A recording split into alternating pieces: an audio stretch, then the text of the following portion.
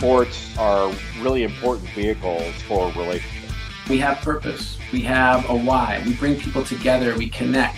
I feel like God is our greatest supporter and our greatest coach.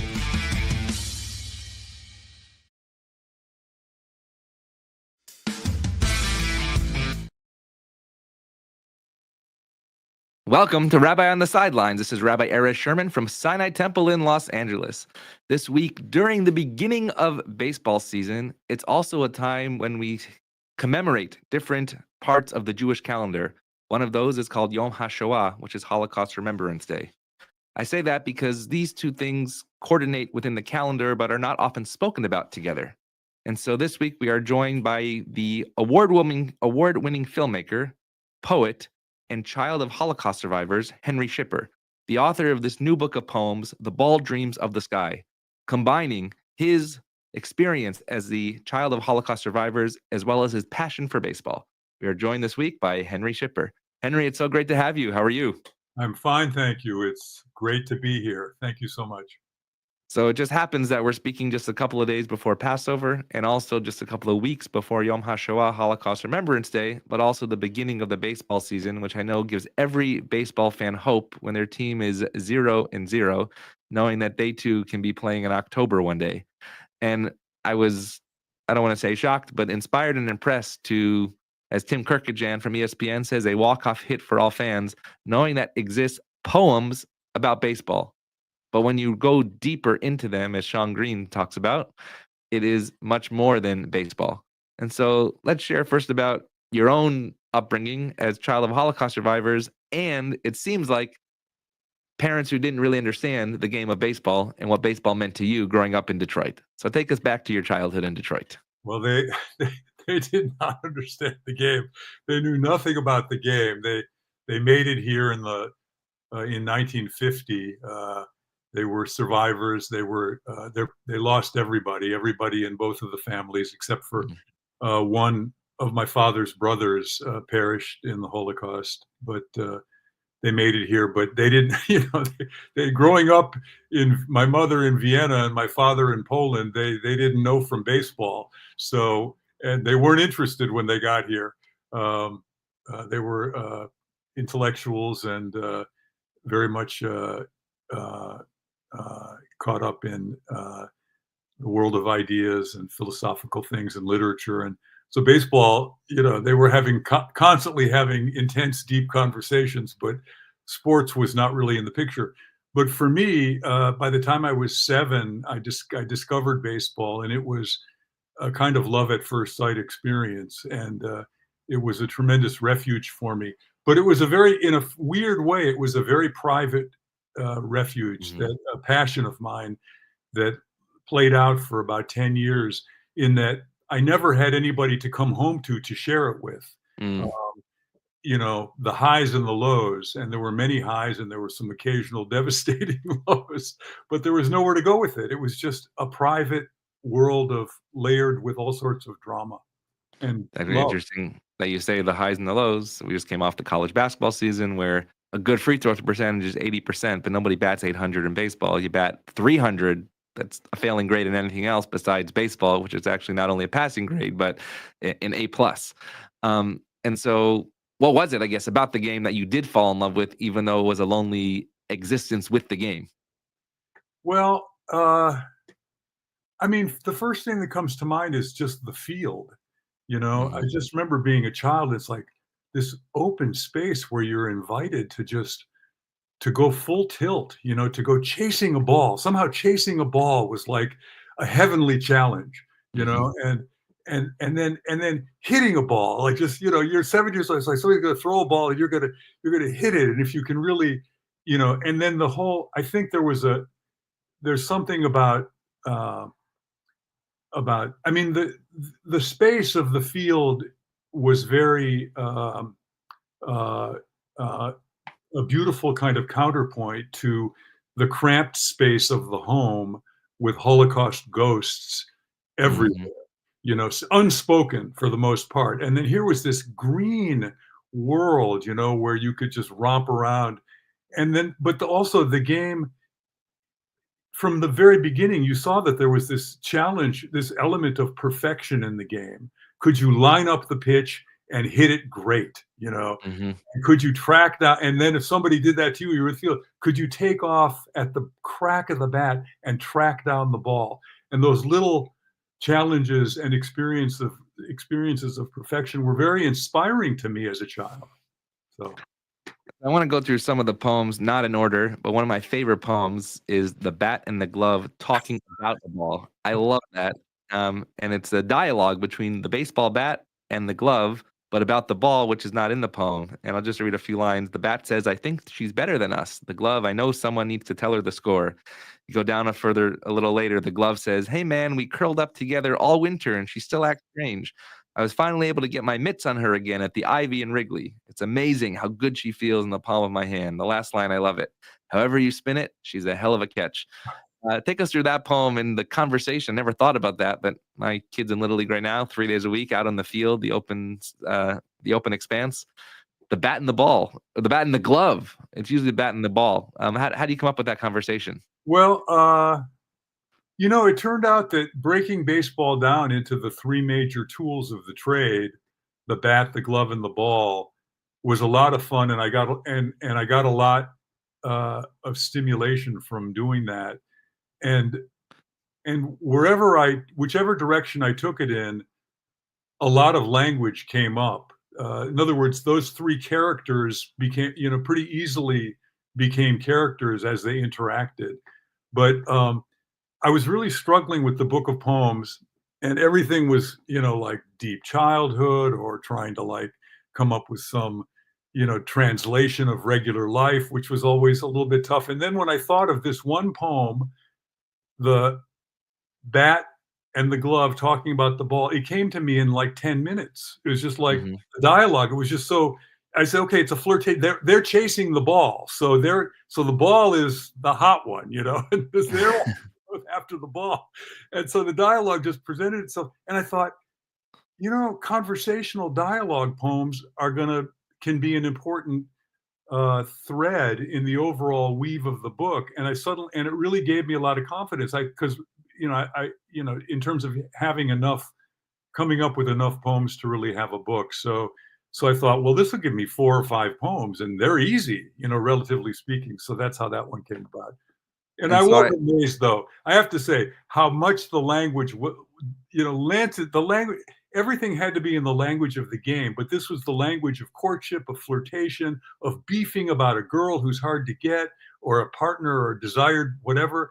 And there was so much obviously you can see the poem, just so much in the game that gave you the lines that were lines from the game, but could easily apply to the situation I was creating.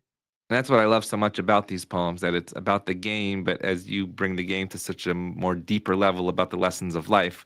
Often I ask my guests, is there faith in sports? But all you have to do is look at the titles of some of these poems to say not only yes, but a deep amount of faith. And one of these poems on page 17, if you're following along at home, is "I believe."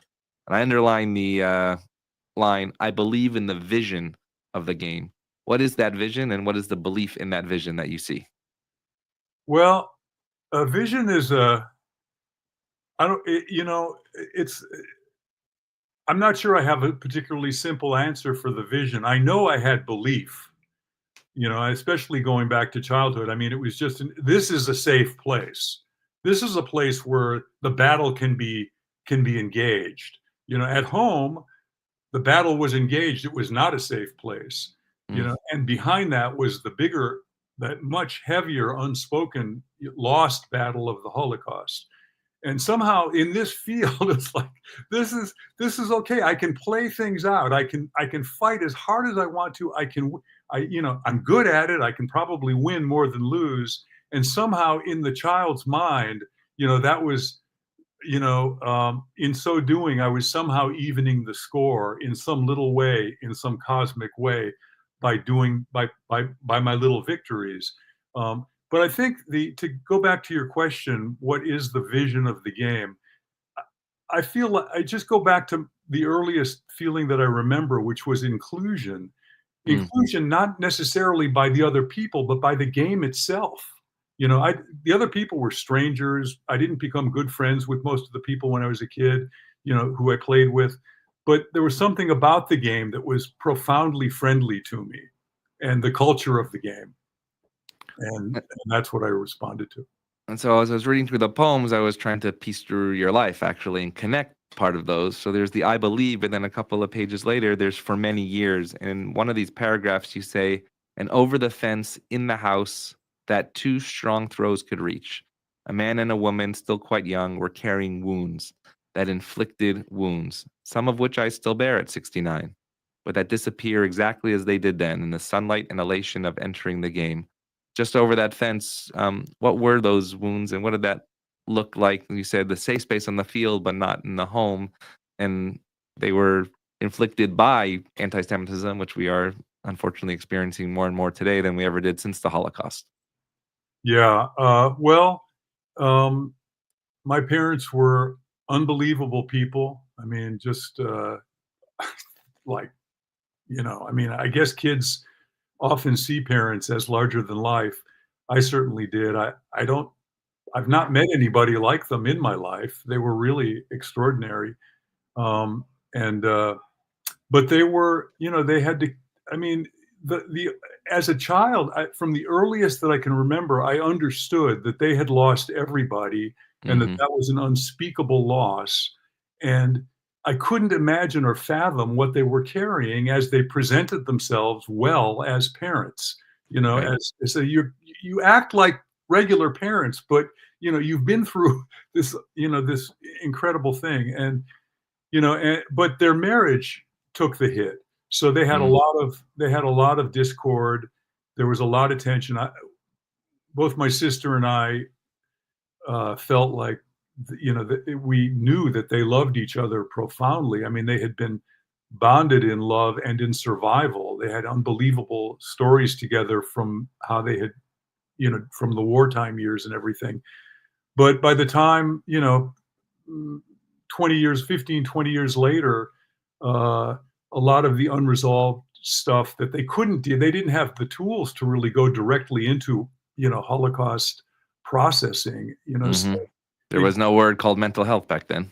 there really was not. Mhm. And smart as they were. So there was a lot of arguing, and that was very damaging to me and my sister because Mm. it was frightening. I mean, you felt like your little world could blow up and be gone. And the arguments were sometimes, so intense that you really worried for the safety of my mom and stuff. And so, so those were their wounds, which became my wounds. I Right. absorbed a lot of that to this day. And if you go back deeper into the third section, the adult section, there's quite a Yep. sequence of depression poems, which Yep.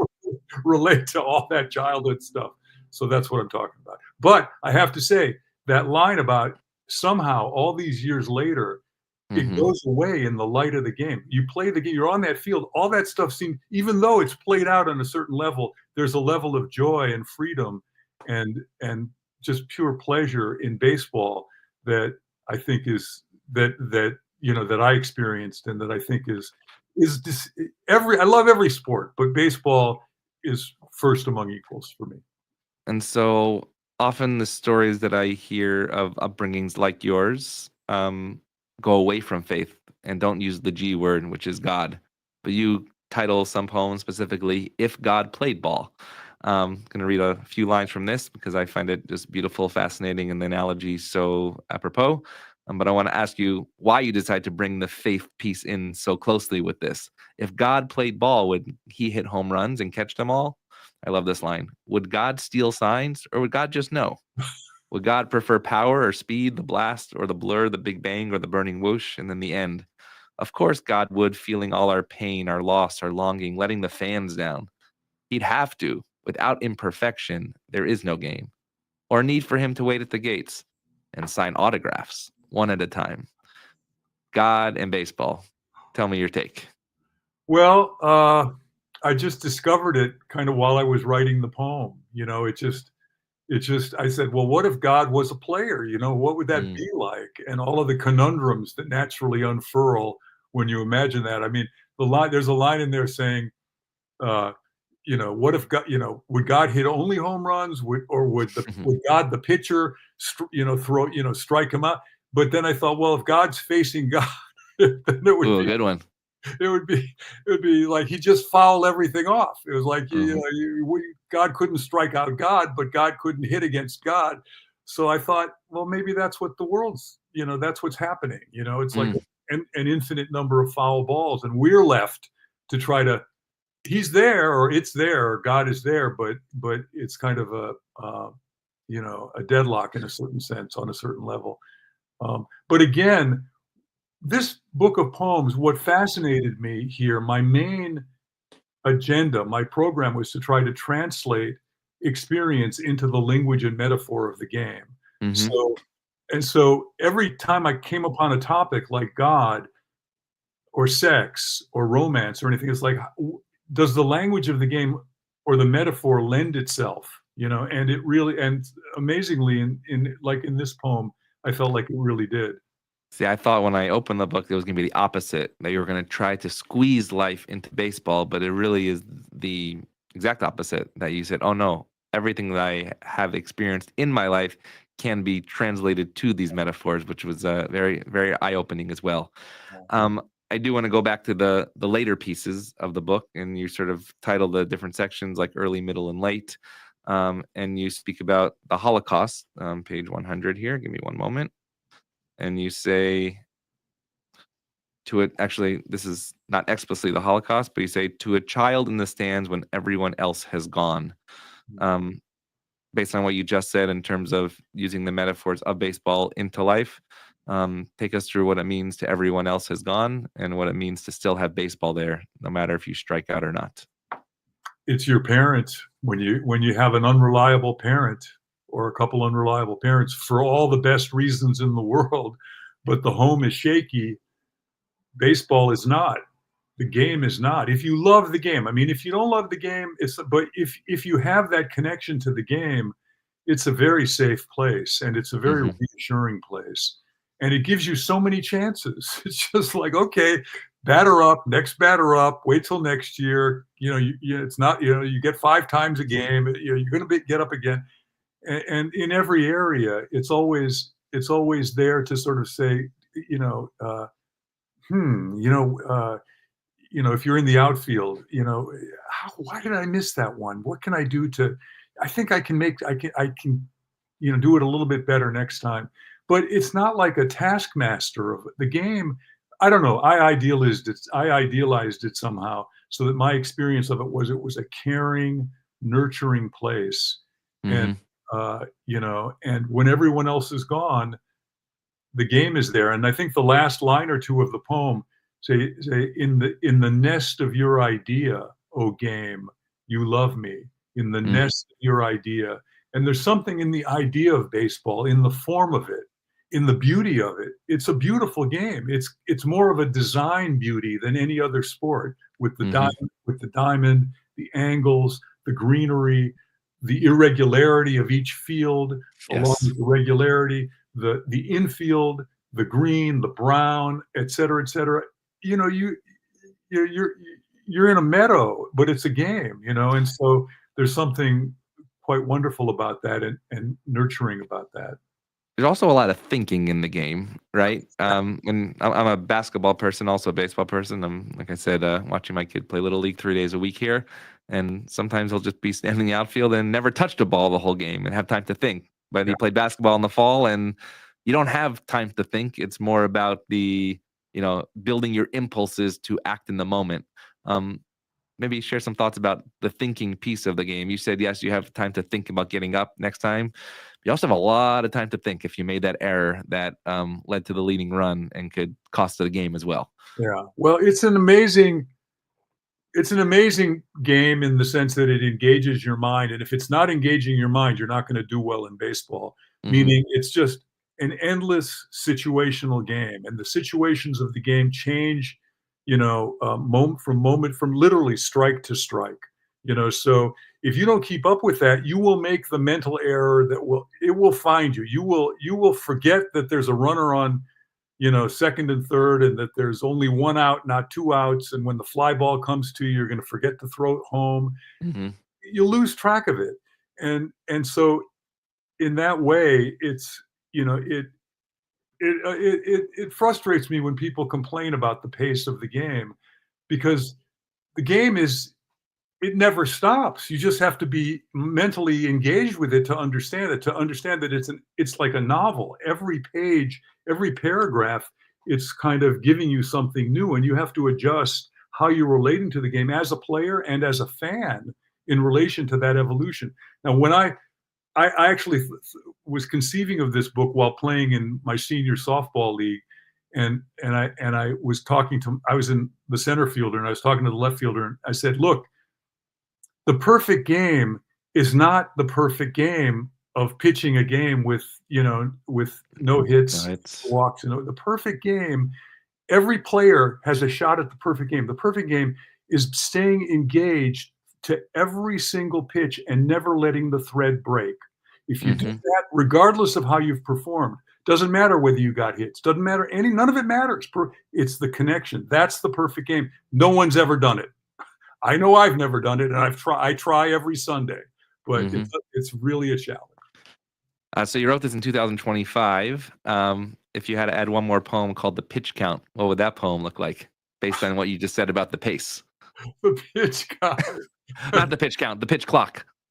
Now we've sped up the game. Was that a mistake? Was that not? Based on your metaphor of life right? Now by the time you get there, you can't even get popcorn by the fifth inning because all of a sudden it's done. There's less thinking because you got to get in the box. I mean, we've gained something. There is some tempo with the pitch clock that I enjoy. And I think both the pitchers and the batters are the better for it because you have rhythm, But I hate speeding up the game. I mean, we've lost. I wouldn't mind at all if we threw it out. I mean, the delay, the pitcher. I mean, when the pitcher delays because the pitcher is nervous, that's the drama of the game. Yeah. You're losing color. It's like, look at that guy. He's afraid to throw the pitch. So those sweaty moments in between. Again, if you think the game is just a game of outward action, you're missing the game. It's outward action, but it's inward drama. And that's where slowing it down and these other recommendations that I hear from time to time to speed it up even further drive me crazy. So it's like the tradition. Do you, the custodians of the game, understand your own game? I mean, come on. With TV contracts and all that, it seems to be a bit confusing these days. You do write a poem, "May Their Memory Be a Blessing." You write that there's no Holocaust in baseball, but within it, it's not as explicit as some of the other poems about the Holocaust.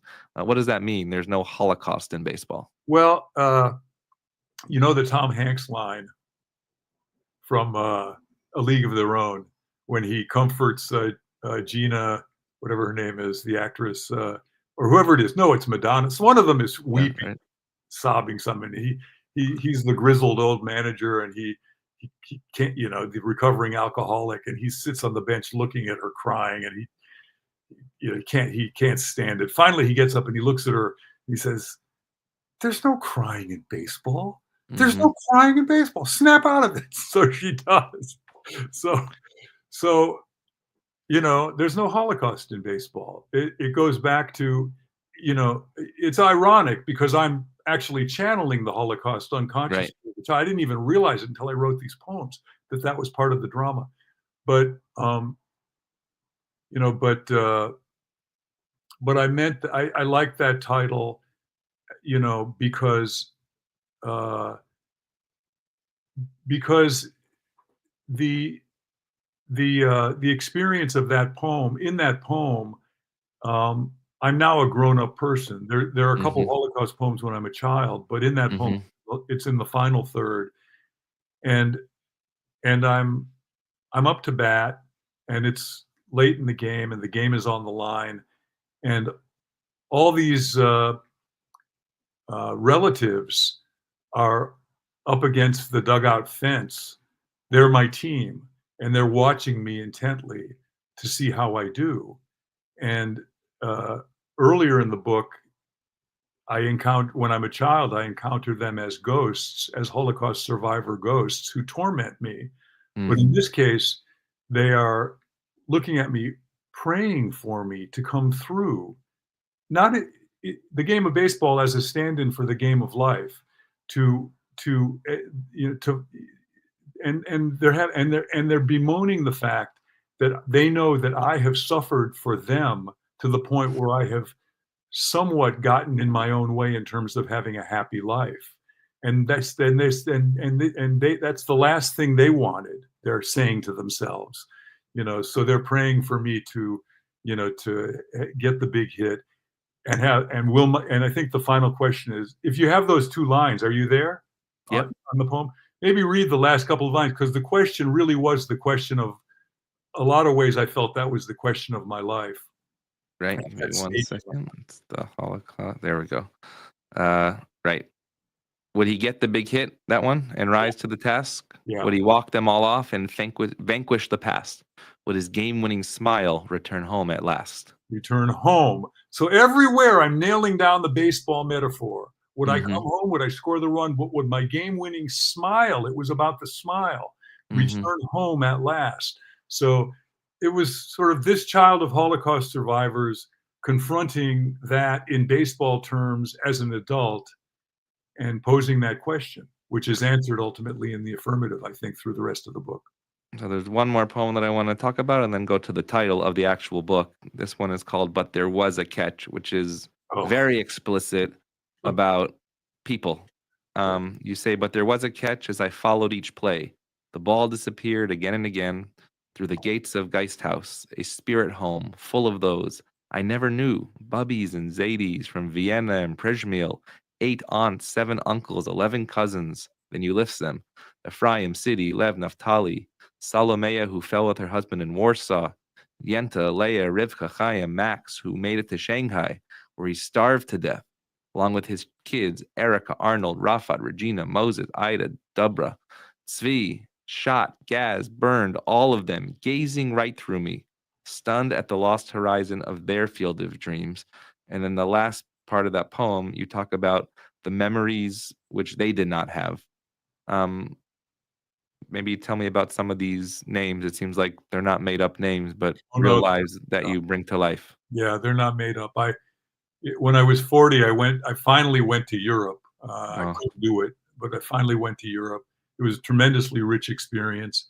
And I went to my father's hometown, and I went to my mother's city, and went to the town halls and found the names of everybody, found the records of everybody, and took careful notes and brought all that home. So these are the people in the respective families.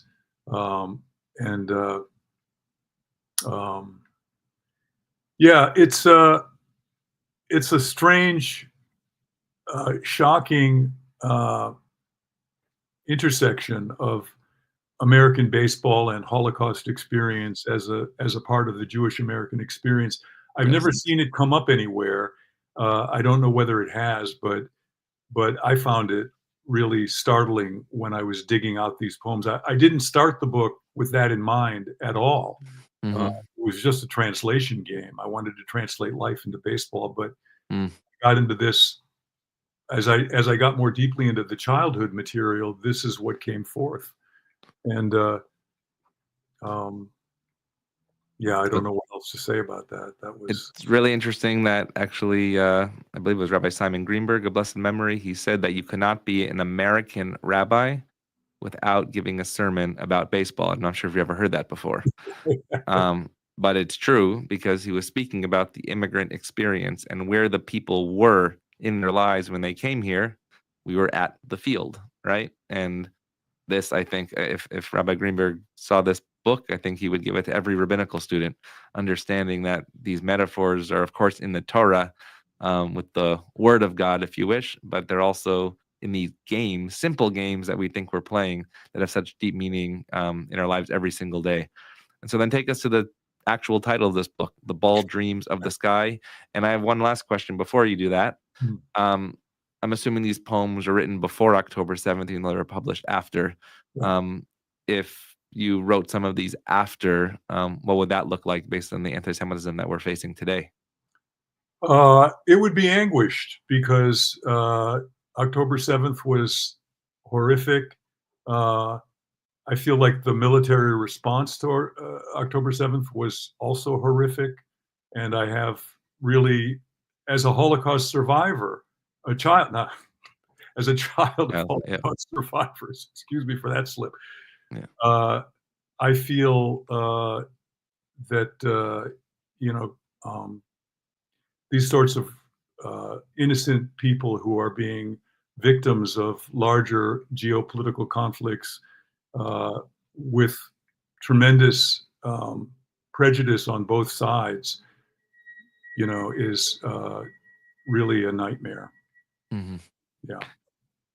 So then take us to this title, The Ball Dreams of the Sky. I like that word dreams in here. And I like, just as you mentioned, the open expanse of the field. I like the image of, and specifically the picture of most of the cover is filled with the sky unless the field. So take us to how you got this name. Well, and yeah. The first name of the book was going to be The Perfect Game. And that was Nice. because I thought, all right, The Perfect Game, I'll write 27 poems. That seemed doable, and I thought and then 27 is, 27 outs. It's the perfect. Oh, nice. Yep. So I figured that'll be nice. But then I ended up, I blew past that number. I said, well, I can't use that name anymore. And then I thought I'll call it There's No Holocaust in Baseball. But that was too heavy a hammer for the title. Nobody liked that. I ran that by. So then I thought I had a couple other titles like Baseball is My Native Tongue, because I wanted to get that translation. Anyway, I ended up with this one, which I like the best. It felt the Ball Dreams of the Sky feels like it's the aspirational truth of that title, the soul aspect, the soul energy of that we all have. We dream of the sky. The ball dreams of the sky, wants to take off, to go out there, to merge, and to go beyond, and and so that I really liked as the title. If I may, there's a short poem. May I read a short poem? Please do. And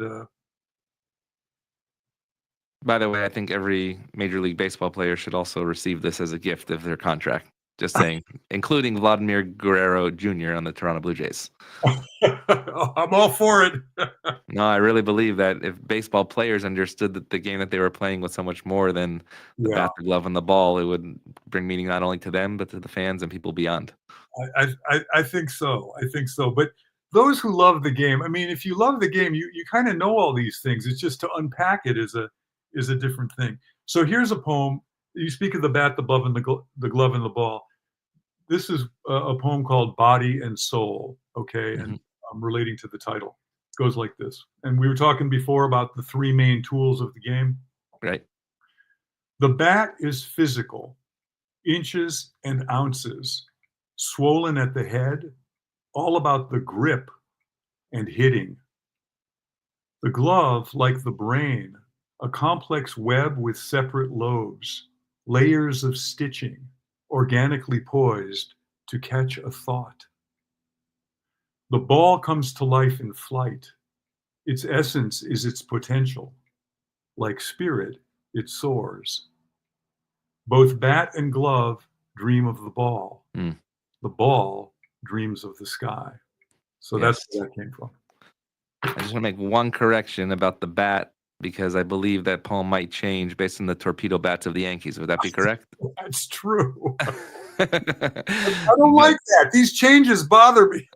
But it doesn't take away from the essence. It's interesting. I read it with a different punctuation, and I didn't understand it was the ball dreams of the sky. I was actually thinking it was the ball dreams, like the dreams of the ball. And so, I thank you for the both, not correction, but the origin etymology of that. The ball dreams of the sky. I love that. And at the same time, it comes crashing down, but with somebody to, God willing, actually catch it, like the glove and the mitt and the ball. So, as this baseball season begins, any thoughts in terms of the inspiration? If you had all the teams and the players gathered right now as the season's beginning, based on the ball dreams of the sky, what would be your message to Major League Baseball today? Enjoy the game. Enjoy the game. It is, and you do. All players do. You know, from the point of view of life, as the metaphor for life, and it's the how, not the what. How you play the game, how you experience the game, is the treasure of the game. That's where it's the treasure. The statistics are fabulous, and you're in a competitive game, and if it's your professional livelihood, you have to deliver, so that's a factor.